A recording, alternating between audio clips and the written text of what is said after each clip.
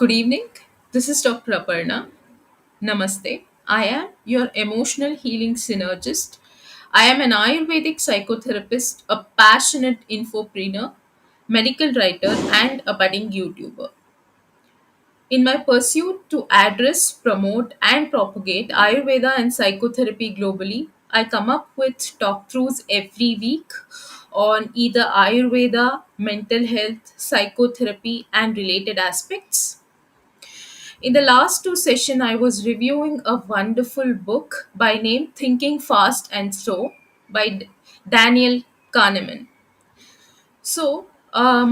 We have seen many concepts from the book, but today I'm going to review it by the introduction and chapter wise synopsis so that we get a clear view of what is this book all about and you know I just want to give some insights on what are my key takeaways on the book and the synopsis or the highlights which I thought must be shared.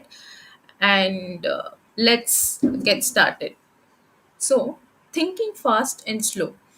See, this book is divided into five parts, each part exploring different facets of human cognition and decision making. So, uh, if I have to break down into chapters, the introduction goes like this: the characters of the story. So, uh, Kahneman sets the stage by introducing two main characters, System 1 and System 2. So, representing the two modes of thinking. So, he provides an overview of the book's themes, emphasizing and highlighting the impact of cognitive biases and heuristics. We have discussed it in detail. If you want to watch go watch the first two sessions on the book review. So I have discussed it in detail. So cognitive biases and heuristics on decision making. So the part one talks about the two systems. So Kahneman introduces the dual system model, that is we have already I had already mentioned in both of the sessions, that is system 1 and system 2. So explaining their roles in thinking and decision making, how they are important in thinking, cognition, and decision making, both the system 1 and system 2. So he lays the foundation for understanding how these systems operate and interact. So, and next is the attention and effort. So this book explores the differences in the mental effort required by system 1 and system 2. So the author discusses the limitations of attention and the trade-offs between the automatic and deliberate thinking. The system one is automatic thinking and the second part is deliberate thinking. So the part two talks about heuristics and biases. Heuristics, as we talked about in earlier session, they are mental shortcuts, and biases. So, the law of small numbers, for example, this law examines the human tendency to make generalizations based on small samples. So, author discusses the pitfalls of relying on limited information and the impact of statistical biases. So, what happens is it is usually the human tendency to make generalization based on small samples, means a few of people, a couple of people. So next, what he talks about here is explores the anchoring and adjustment heuristics. We'll get into details as well. So exploring the anchoring and adjustment heuristics, what is anchoring and what is adjustment here. So where initial information anchors influences subsequent judgments. So here, Kahneman discusses how anchoring can lead to systematic errors in decision making. We have discussed about anchoring in detail in my previous session. So please refer to the first two sessions. And you come to, unless you come to the third session, and then come to this part of the a book synopsis, then you will be understanding everything. The next thing is the illusion of understanding. So this tells that this talks about examining the illusion of understanding complex systems and the challenges of predicting outcomes. So here the author highlights the overconfidence bias and the tendency to construct coherent stories from limited information. So the part 3 is overconfidence. So as we discussed, the first part is two systems. The second part is heuristics and biases. The third part is overconfidence. So, and the fourth part is choices, and the fifth part is two selves. So two selves. So we will see it in detail. You know in detail we'll study what is in the part 1, part 2, part 3, part 4, and part 5. So before coming into the full summary, see, the author's aim or the agenda of this book is to make psychology, perception, irrationality, decision making, errors of judgment, cognitive science, intuition, statistics, uncertainty, illogical thinking, stock market gambles, and behavioral economics easy for the masses to grasp. All these things he wants to make masses easy to grasp. So I know it is a bit difficult to understand initially. If you hear this for one or two times, it will be very useful. So this book is about the biases of our intuition. This book totally concentrates on the intuition biases. So that is, we assume certain things automatically without having thought through them carefully. So this is system 1. What we do is we assume certain things automatically without having thought through them carefully. So author calls those assumptions heuristics. Heuristics means mental shortcuts.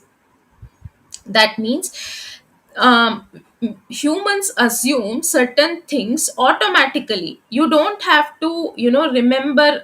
You don't have to actually, if you see a known thing like a ball or a bat or a lady with a person with a long hair, or distinguishing some things, we assume certain things automatically. That is involuntary in our brain, so we don't think about it.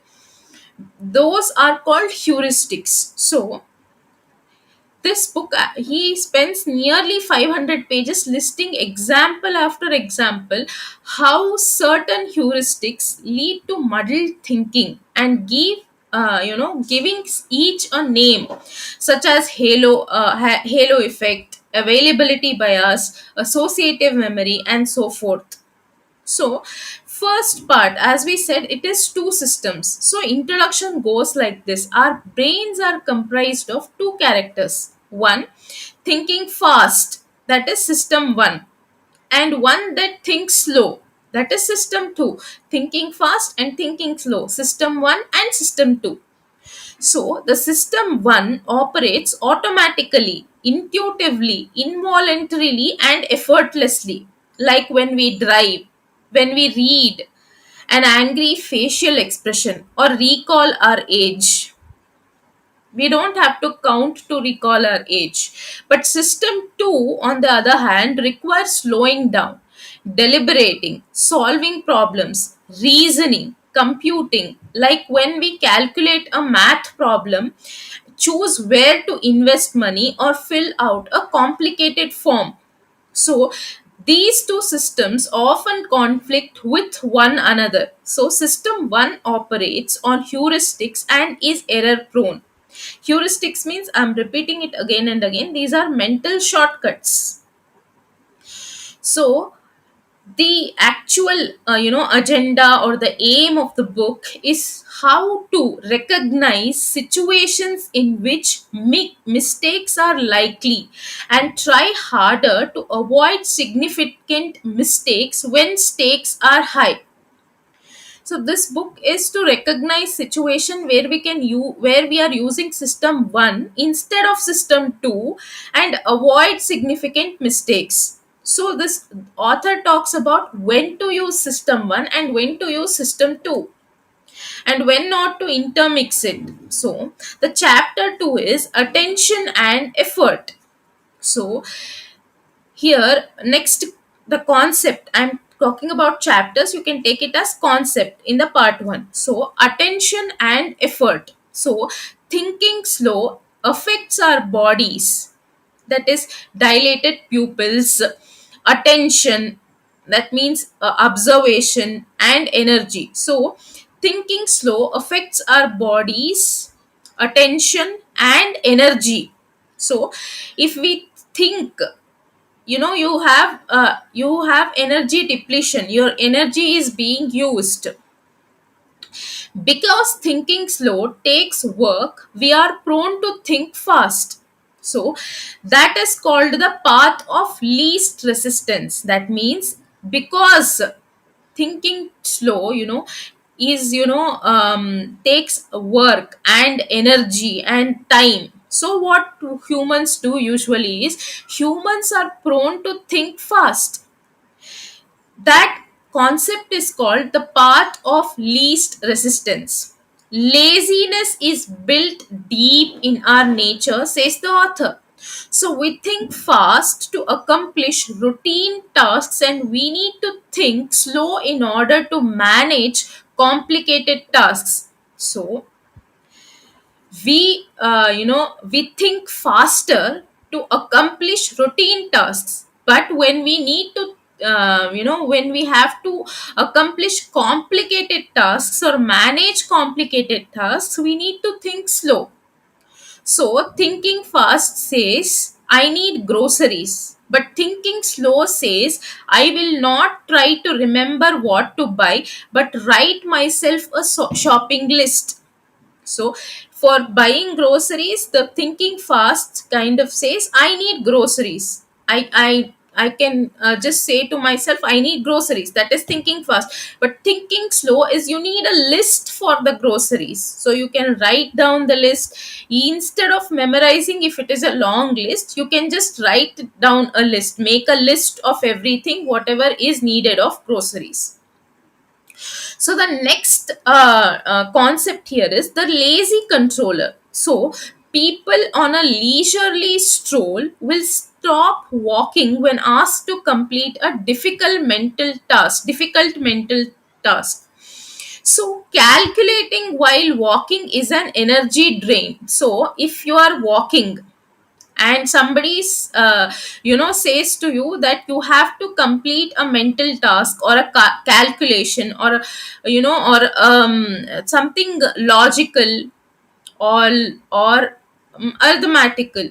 So calculating while walking is an energy drain. Two things at once is an energy drain. So this is why being interrupted while concentrating is frustrating. So what we do is, we do not walk at that time, we start calculating. We stop walking and we start calculating. So this is why being interrupted while concentrating is frustrating. If you are concentrating on something, if somebody interrupts you, that is frustrating. So why we forget to eat when focused on an interesting project. So when we are doing two things, suppose we are eating and we are focusing on an interesting project, what we do is we forget to eat and we are focusing on the interesting project. So why multitasking while driving is dangerous, these are all the examples provided by the author. And why resisting temptation is extra hard when we are stressed. So self control shrinks when we are tired, hungry, or mentally exhausted. So, because of this reality, we are prone to let system 1 take over intuitively and impulsively. So, what we do is, at times when we require to think and use the system 2, most of the times we opt to system 1 to take over intuitively and impulsively, and we get things wrong, we make mistakes. That is what author is trying to explain. That means most people do not take the trouble to think through a problem. So we do not want to take that energy, invest that time to think through a problem.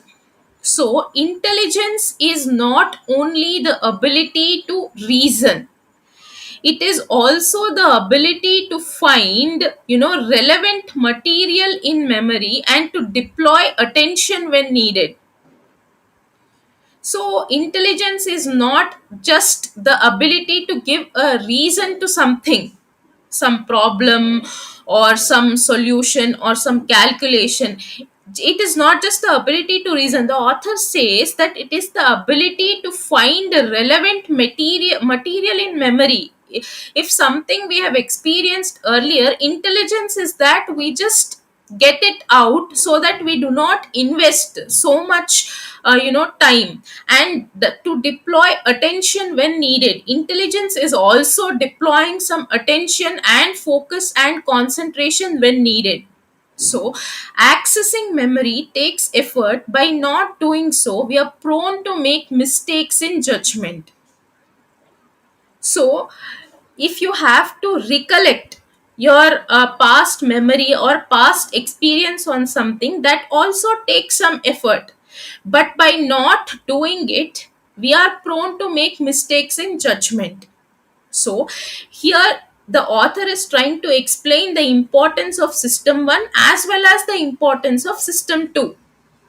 So the next concept is mentioned is the associative machine. That means here he starts explaining the heuristics. So priming, we have talked about it, but we are talking it, I'm gonna explain it once again. So conscious priming, here first heuristics is talk about, that is priming. So conscious and subconscious exposure to an idea, that is primes us to think about an associated idea. So if we have been talking about the food, we I gave the example last week that if I give you a word so dash p to fill in the blanks, and before that I am priming people about eating. I'm talking about eating food or about food.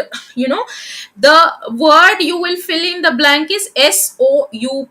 People will consider um, soup, the word as soup, because the priming I gave was eating or food.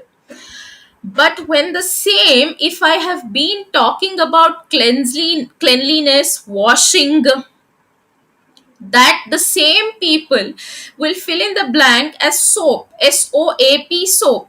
It can be soup, it can be soap, according to the priming being done. So things outside of our this is called priming. So, things outside of our conscious awareness can influence how we think. So, these subtle influences also affect behavior. This is called the idiomotor effect. So, people reading about elderly will unconsciously walk slower. If suppose I'm reading a book about elderly, what happens is my brain starts priming with that is also called as idiomotor effect, and I will start walking slowly. And people who are asked to walk slower will more easily recognize words related to old age. And if people, suppose if they are asked to walk slower, and they will easily recognize the words related to old age.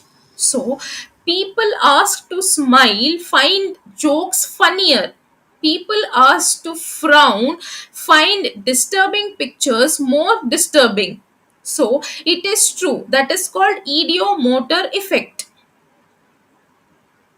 So if we behave in certain ways, our thoughts and emotions will eventually catch up. So we can not only feel our way into behavior, we can behave our way into feelings. So potential, for error. So this is a potential for error. What happens is, when certain thoughts, because thoughts and emotion which will eventually catch up, and you'll behave in some manner. Like, if you as I said, see, the idiomotor effect. So if I say walk slower or do things slowly, we will just, our brain will just to go to the old age. And you know similarly, what happens is, whatever we behave, if we behave in certain ways, our thoughts and emotions will eventually catch up. We can not only feel our way into behavior, we can behave our way into feelings. So potential for error. So we are not objective rational thinkers. Things influence our judgment, attitude. So things, external things influence our judgment, they influence our attitude, they influence our behavior. So we are not even aware of that, and we are behaving in such manner. Our attitude is in such way, and we are judging in such manner. So the next heuristics, the author talks about is cognitive ease. Things that are easier to compute. That means things, cognition is thinking. See, things that are easier to compute, easier and more familiar and easier to read seem more true than the things that require hard thought, are novel and hard to see. So predictable illusions inevitably occur if a judgment is based on the impression of cognitive ease or strain. So, we always tend to do the things which are easier to do, more familiar to do. We are attracted towards it and we do that. So, how do you know that a statement is true? If it is strongly linked by logic or association to other beliefs or preferences you hold, and comes from a source you trust and like. See, if I have to ask a question, that how do you know that a statement is true? So it is, it is probably more strongly linked by logic or association to other beliefs or preferences you hold, or it comes from a source you trust and like. So what you do is, you feel a sense of cognitive ease, because things are that are familiar seem more, more true. Teachers, advertisers, marketers, authoritarians, tyrants, and even cult leaders repeat their message endlessly. So this is a potential for error. So if we have if we hear a lie often enough, we tend to believe it. This happens if you hear a lie over, daily, over a regularly, for over a period of time, you tend to believe that lie.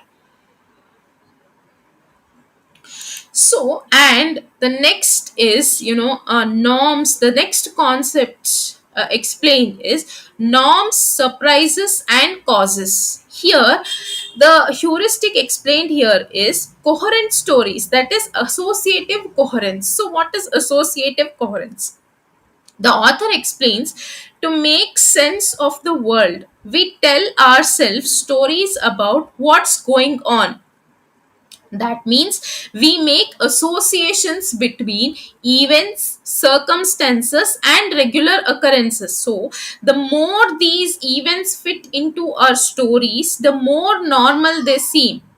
Things that don't occur as expected take us by surprise.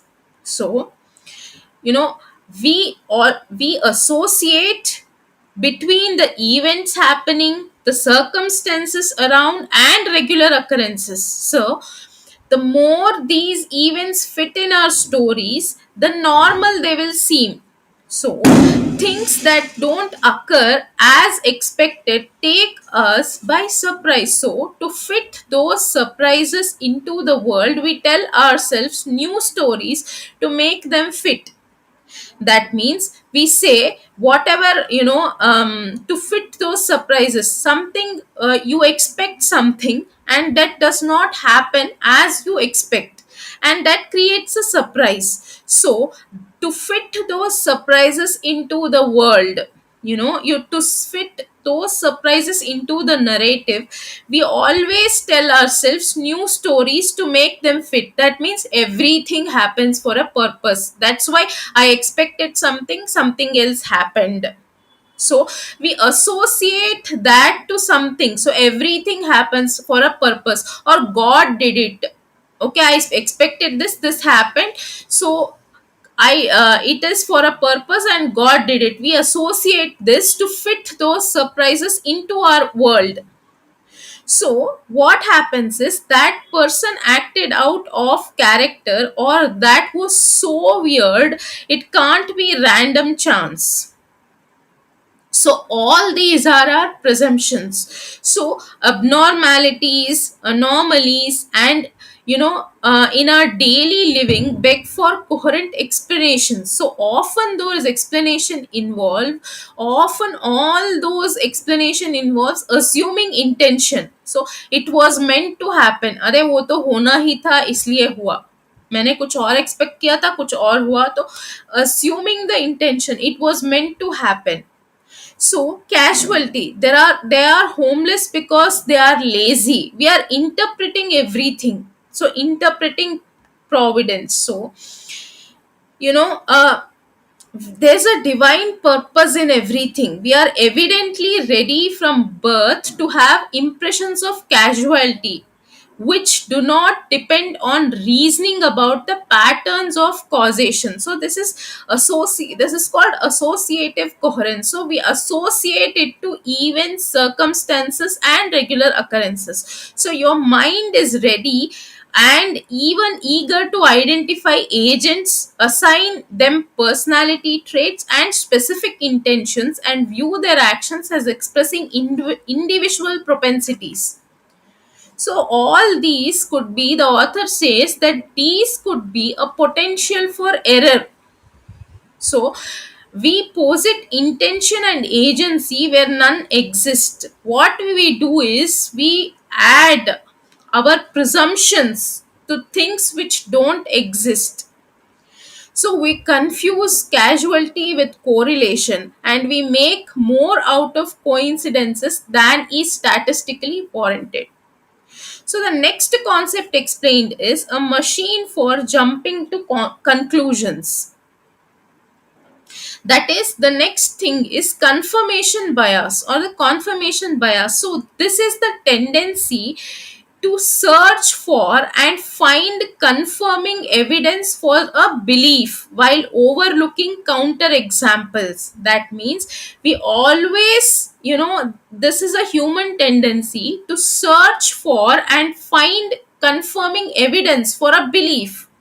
For every belief, we search for a confirming evidence, while overlooking counter examples. That means jumping to conclusions is efficient if the conclusions are likely to be correct and the costs of an occasional mistake acceptable, and if the jump saves much more time and effort. So, jumping to conclusions is risky. Author explains here confirmation bias means jumping to conclusion without, overlooking counter things is risky. When the situation is unfamiliar, then the stakes are high and there is no time to collect more information.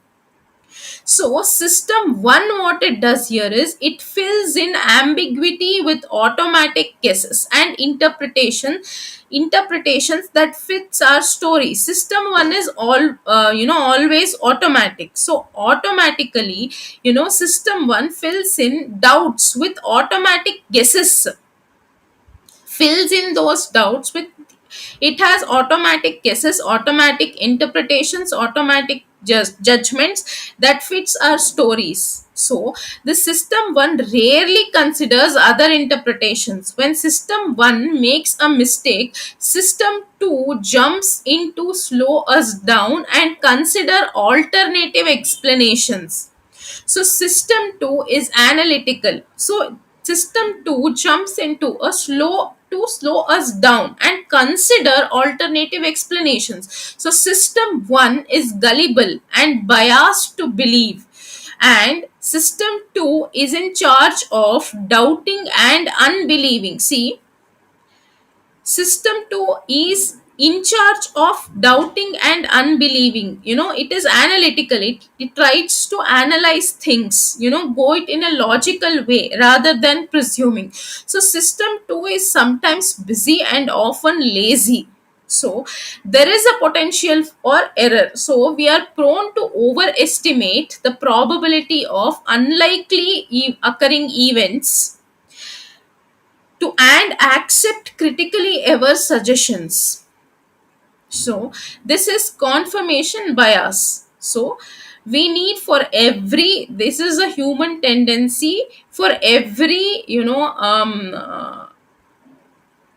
for every belief, we search for a confirming evidence and we overlook counter examples. So, jumping to conclusions is efficient if the conclusions are likely to be correct and the costs of an occasional mistake is acceptable.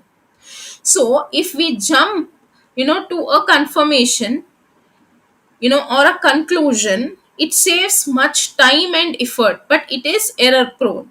So this is called confirmation bias. The next is halo effect.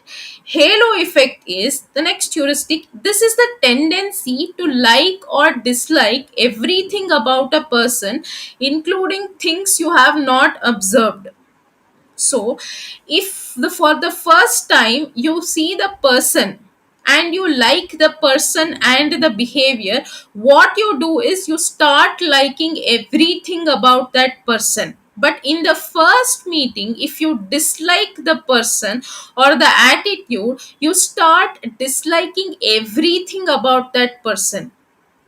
So, the warm emotion we feel toward a person, place, or thing predisposes us to like everything about that person, place, or thing. So, that is the warm emotion we feel towards it. It could be a person, it could be a place, it could be a thing. See, good first impressions tend to positively color later negative impressions. Even if we have later negative impressions, the first positive impression, that is why it is told that the first impression is the best impression. So, good first impressions tend to positively color the latter negative in latter negative impressions as well. So the first to speak their opinion in a meeting can prime others' opinions. So, the first person who speaks in a meeting can prime is can make the person think about, then make the other people think about what the person is speaking. Priming, as we understood, if I say, oh, dash p, and I'm talking about eating or food, then it could be soap. If I'm talking about cleanliness, washing, it could be soap, soup, and soap. So the next thing is a list of positive adjectives describing a person influences how we interpret negative adjectives that come later in the list. Likewise, negative adjectives listed early colors the latter positive adjectives. If we feel that initially there is a negative adjective, or we feel something negative about the person, even though the person exhibits positive characteristics, we tend to believe that the person is, we tend to dislike that person most probably. So the problem with all these examples is that our intuitive judgments are impulsive, not clearly thought through. That means we judge a person by the first impression. They are not thought through or critically examined. To remind system 1 to stay objective, to resist jumping into conclusions, and to enlist the evaluative skills of system 2. So system 2 is evaluative. If we think of a person, here the author is trying to tell that don't judge the book by the cover. Just seeing the person for the first impression, if you think that the person gives you a warm vibe, you think the person is good. If the person does not give you a warm vibe, you think the person, you dislike the person. So the author is explaining that don't do that. So while explaining this, and to you have to enlist the evaluative skills, you have to use your system 2 here. And author coined the abbreviation here YCAT. YCAT is what you see is all there is. Whatever you see, that is all there is. In other words, do not lean on information based on impressions and intuitions. So you do not make decisions based on the intuition you have about the person or the impression you have about the person. Stay focused on the hard data. You know, combat overconfidence by basing our beliefs not on subjective feelings but critical thinking. Don't take every according to the subjective feelings. Critically think and make thought through decisions. So increase clear thinking, that means clarity, by giving doubt and ambiguity its day in court. So these are some of the heuristics, and this is the beginning. This is just the beginning of what we the summary, the synopsis. We have so much, because I'm doing this book in detail, because understanding each concept, if you're interested in psychology, for psychology students or who is in general interested to know about human mind and how it works, this book is very much important. That is the reason I'm doing it, and I'm giving synopsis in detail. So it might take one or two more sessions to come up with all the heuristics. So that's it for today's session. I'll be back in the next. So, if you have any key takeaways, if you have any other insights, or let me know of your thoughts on the book or on the session. If you have any queries and for appointments, DM me. So, thank you and namaste for today.